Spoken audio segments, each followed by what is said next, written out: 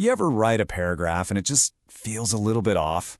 Like you've got all the right ideas in there, but the sentences just don't quite connect. They feel like a random list of thoughts. It's a super common problem, but don't worry, there's a really simple way to fix it. Yep, a sandwich. I know it sounds a little weird, but we're going to use this idea to build perfectly structured paragraphs every single time. It's called the paragraph sandwich, and trust me, it might just become your new best friend in writing. So every great sandwich has to start with the top bun, right? It's the first thing you see, it holds everything together, and it tells you what you're about to get into. In writing, our top bun is the topic sentence. What is it?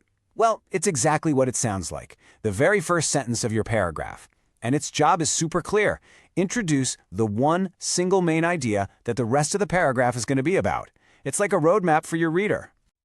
So what does it really do? Well, first, it introduces the topic. It tells the reader, hey, this is what we're talking about now. But, and this is the most important part, it usually has a controlling idea. That's just your specific opinion or angle on the topic. It's what guides the whole rest of the paragraph. Let's look at a real example. So, the topic here is obviously the Festival of San Juan. But what's the controlling idea? It's that it's one of the most colorful celebrations. Boom.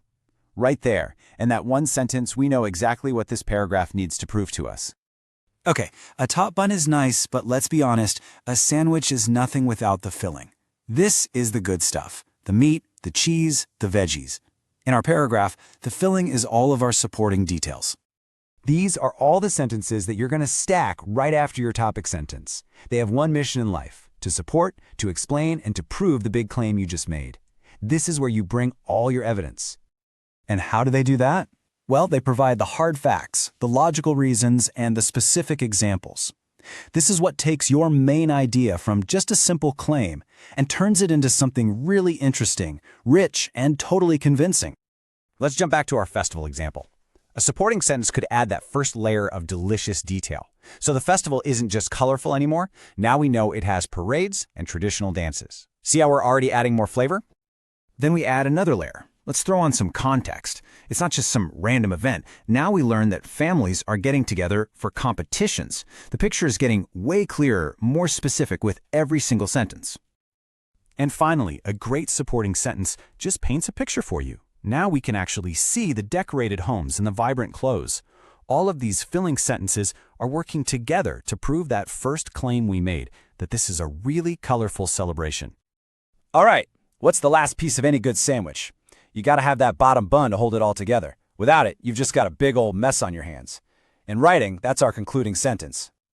Think of the concluding sentence as your paragraph's grand finale. It's the very last thing your reader sees, and its job is to wrap everything up nice and neat and just remind them of the main point one last time.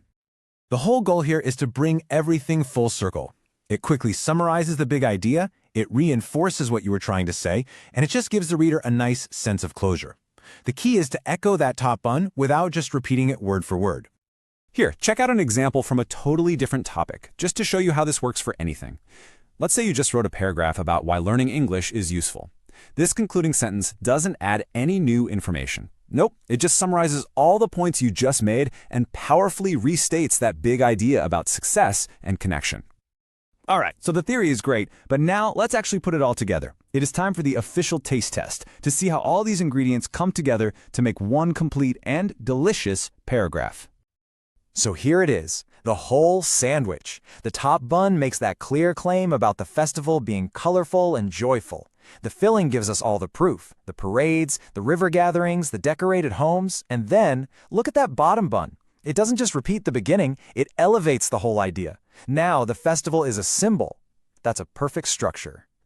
So there you have it. This isn't just some silly little metaphor. It is a practical, usable recipe that you can use for any paragraph you ever have to write, whether it's for an email, an essay, you name it.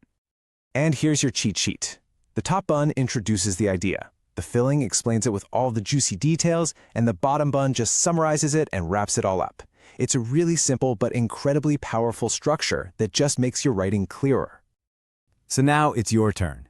I want you to think about the very next thing you have to write. Maybe it's an email for work, a paper for school, or just a simple social media post. How can you use this simple structure to make your point more clearly and with more power? So what's the first paragraph sandwich you're going to build?